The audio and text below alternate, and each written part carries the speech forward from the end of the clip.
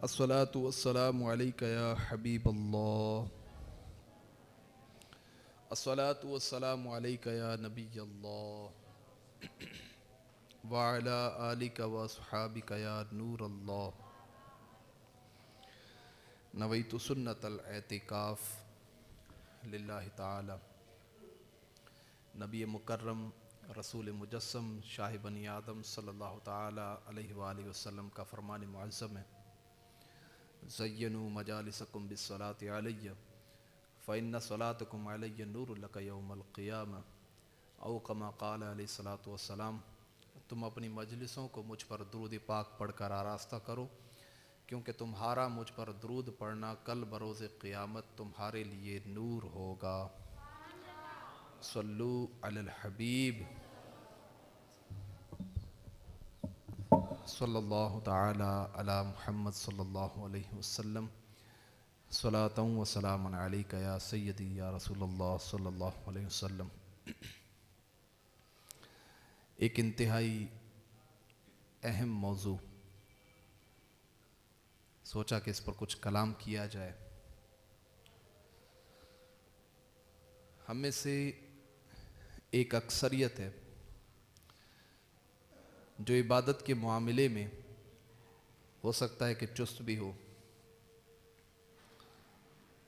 لیکن عبادت کرنے کے بعد اس کی مثال آپ ایسے لیں کہ ایک شخص پورا دن بڑا مخلص ہو کر محنت کے ساتھ مزدوری کرے، اور شام کو جب اجرت لینے کا وقت آئے تو وہ مالک کے پاس جانا چھوڑ دے، تو آپ اس شخص کو کیسا پائیں گے؟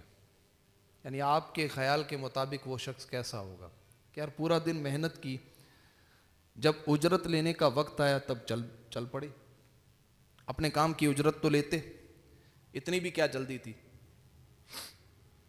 ہماری مثال کچھ ایسی ہے، معذرت کے ساتھ. ہم عبادت تو کرتے ہیں، جمعے کے دن بھی آئیں گے، عید کے دن بھی آئیں گے، 5 وقت کی نماز بھی پڑھیں گے، لیکن ادھر امام صاحب نے دوسرا سلام پھیرا اور ادھر سے ہم چل دیے. اللہ کے بندے اللہ کو سجدہ کیا ہے، اللہ کی بارگاہ میں قیام کیا ہے، قرات کیے ہے، رکوع کیا ہے، عبادت کی ہے، تو اللہ تعالیٰ سے دعا بھی تو مانگو. نہیں جناب میرے پاس بہت کچھ. کیا ہے؟ سب کچھ آ گیا، جنت کا سرٹیفکیٹ مل گیا، قبر میں تنہائی اور قبر میں وحشت، قبر کی گھبراہٹ سے بچنے کا سرٹیفکیٹ مل گیا. کیا ملا ہے؟ دنیا میں جو تمہیں ملنا تھا وہ ملا. چلیں ٹھیک ہے، آپ کہتے ہیں میرے پاس دولت بہت زیادہ ہے، میرے پاس بینک بیلنس بہت زیادہ ہے، میرے پاس کئی سارے پلاٹ ہیں، میری زمینیں، ایک اچھا گھر بھی آ گیا، اچھی گاڑی بھی آ گئی، فیملی بھی اچھی ہے، اللہ کا کرم، اللہ کا دیا سب کچھ ہے. تو یہ تو تمہاری دنیا ہے. آخرت میں تمہارے پاس کیا ہے؟ آپ بتائیں. تو کچھ نہیں ہمارے پاس. تو دعا یہ عبادت کا مغز ہے. مغز. اگر انسان کے جسم سے اس کا مغز نکال کر رکھ دو تو اس کے جسم میں باقی کچھ نہیں بچتا، دھڑام سے اس کا جسم گرے گا اور وہ انتقال کر جائے گا. اسی طریقے سے عبادت سے اگر ہم دعا کو نکال دیں، ایک حدیث مبارکہ کا مفہوم ہے، دعا کے فضائل میں لکھا ہوا ہے کہ ہر عبادت معلق رہتی ہے، لٹکی رہتی ہے. دعا اس عبادت کا پر ہے جس کے ذریعے سے وہ بارگاہ الہی تک پہنچتی ہے. اور ہمارے یہاں اکثریت، اگر امام صاحب سے میں نام پوچھنا چاہوں نا تو وہ مجھے 20 نام گنوا سکتے ہیں. اللہ کی عبادت کی ہے، جنت نہیں مانگنی. اللہ کی عبادت کی ہے، قیامت کے دن کی گھبراہٹ سے پناہ نہیں مانگنی، حساب و کتاب کی آنے والی سختیوں سے پناہ نہیں مانگنی. تو یہ نہیں مانگیں گے تو پھر کب مانگیں گے؟ تو یہ موقع ہوتا ہے وہ کہ جس میں اللہ تبارک و تعالیٰ کی رحمت برس رہی ہوتی. کثیر مسلمان ایک جگہ پر بیٹھ کر اللہ کا ذکر کر کے فارغ ہوتے ہیں. اب وہ قبولیت کی گھڑیاں ہیں، بندہ آئے آ کر رب سے مانگے، لیکن ہماری غفلت اور ہماری سستی. تو میں کوشش کروں گا کہ مختصر وقت میں کچھ دعا کے متعلق کلام کروں.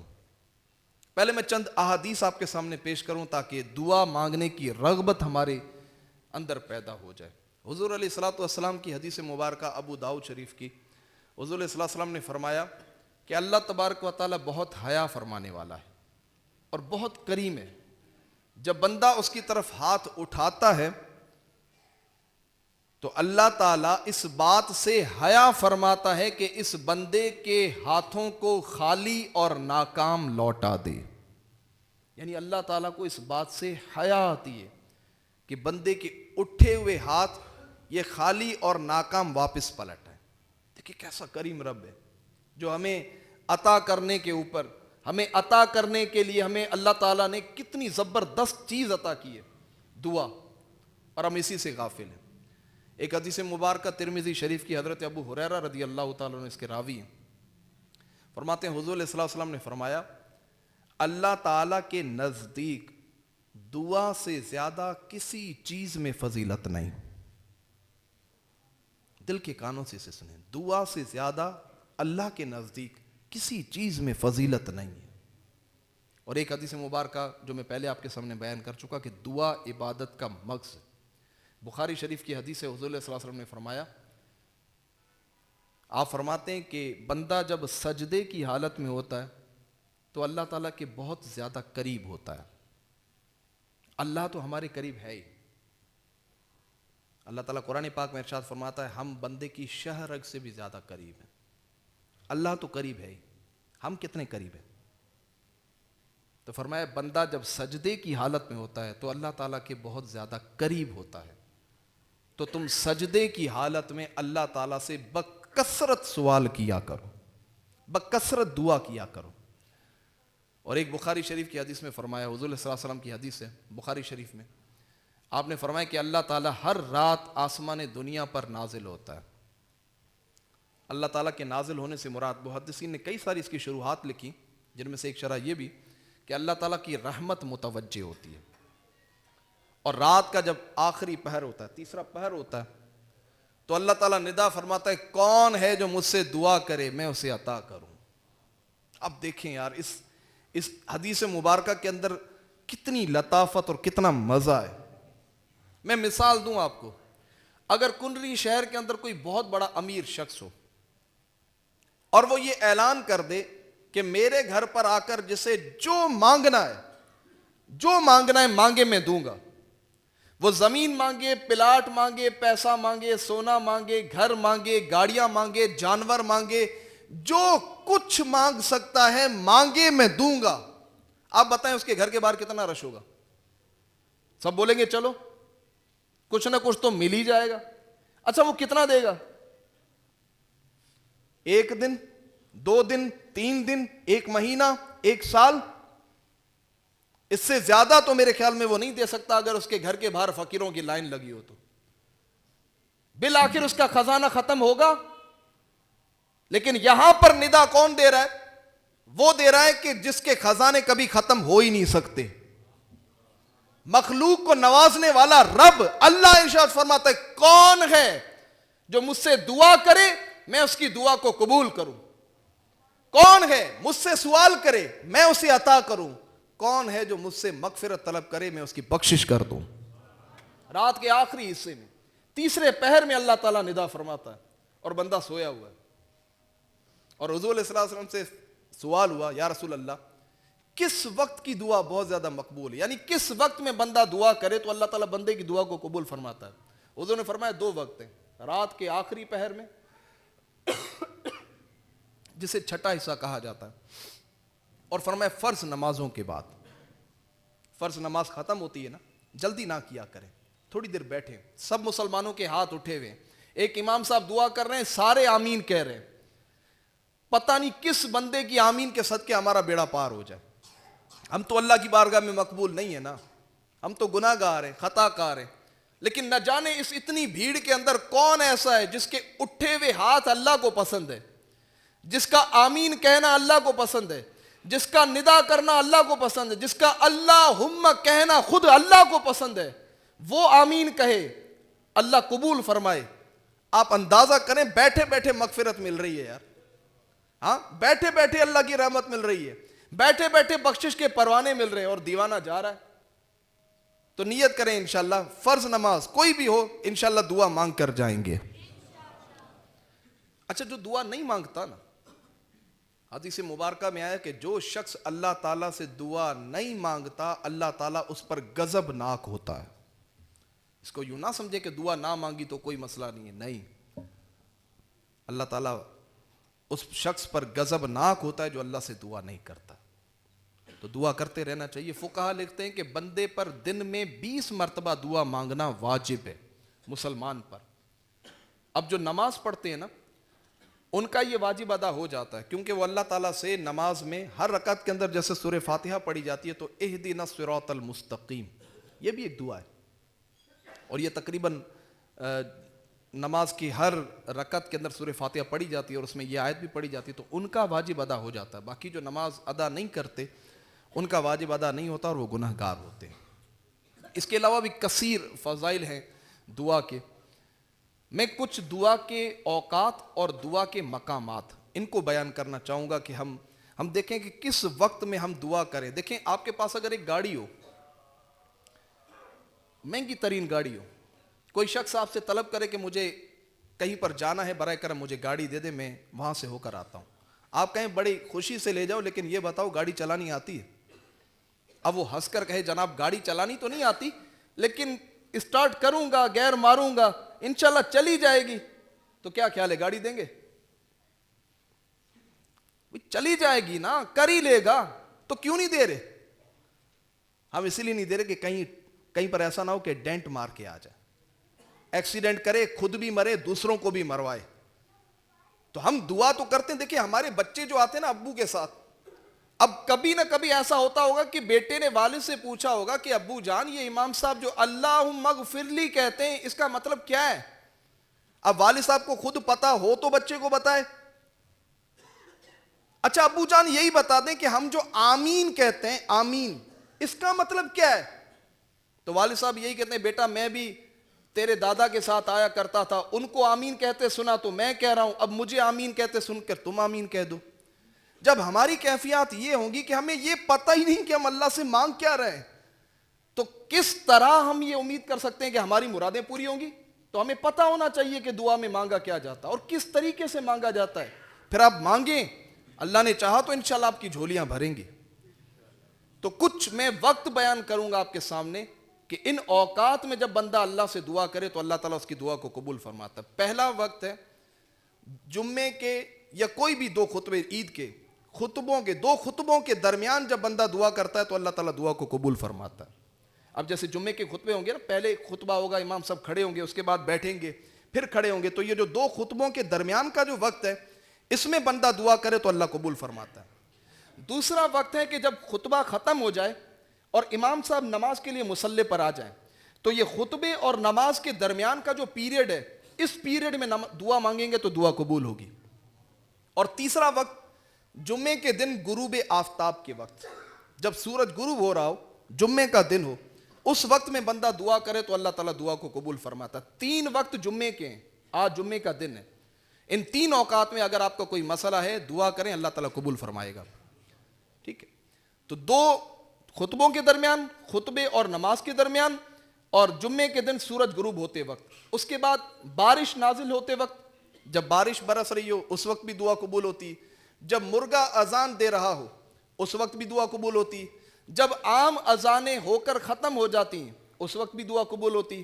شب قدر میں اللہ تعالیٰ دعا کو قبول فرماتا ہے. کہیں پر قرآن پاک کا ختم ہو یا کسی نے مکمل قرآن پاک ختم کر لیا، اب دعا کرے تو اب دعا قبول ہوتی ہے. اسی طریقے سے رمضان میں سحری اور افطاری کے وقت اللہ تعالیٰ دعا کو قبول فرماتا ہے. اور اسی طریقے سے رات کے 6 پہر میں اور آخری وقت فرض نمازوں کے بعد. یہ 11 اوقات ہیں کہ ان میں بندہ جب اللہ سے دعا کرتا ہے تو اللہ تعالیٰ دعا کو قبول فرماتا ہے. اب دعا کے چند مقامات بھی سماعت فرما لیں. جب پہلی نظر کعبۃ اللہ پر پڑے، کعبے پر جب پہلی نظر پڑے، بندہ جو دعا کرے اللہ تعالیٰ دعا کو قبول فرماتا ہے. امیر علیہ سنت نے بڑی پیاری گفتگو فرمائی. آپ فرماتے ہیں کہ بندہ کعبے پر نظر پڑتے وقت اللہ سے دعا کرے، یا اللہ میں تجھ سے جب جو بھی جائز دعا مانگوں میری دعا کو قبول فرما. فرمایا اگر یہ پوری ہوگی پھر آپ جو بھی جائز دعا مانگیں گے آپ کی قبول ہوگی.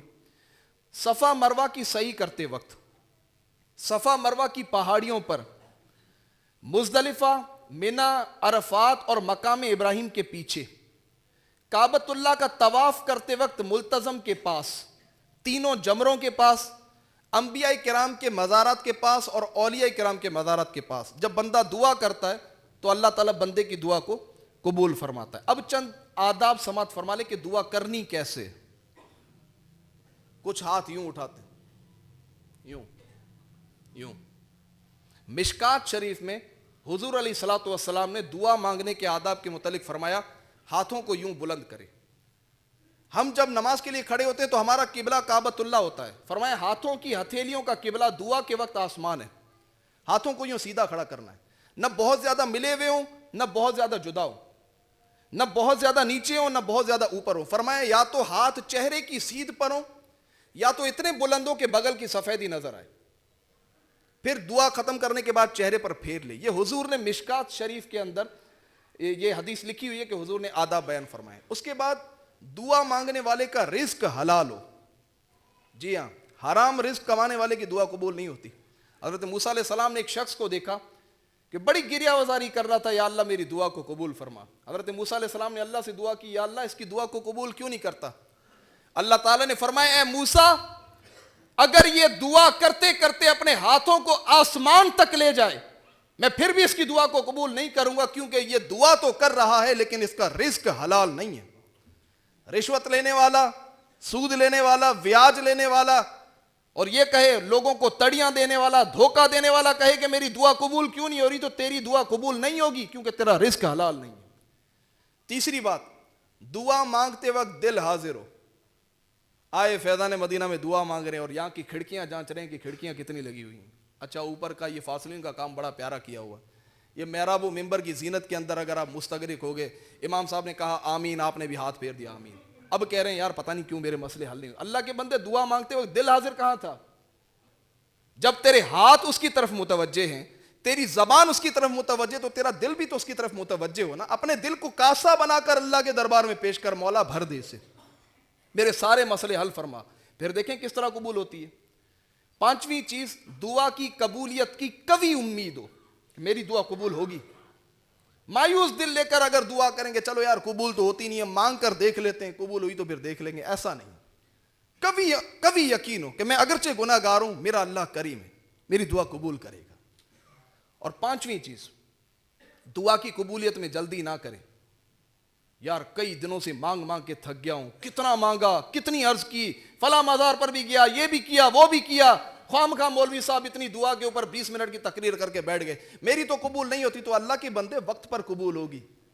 तेरे लिए क्या बेहतर है ये तेरा रब अच्छी तरीके से जानता है। तू क्यों जल्दी कर रहा है? हो सकता है जो तूने मांगा वो तेरे लिए अच्छा नहीं।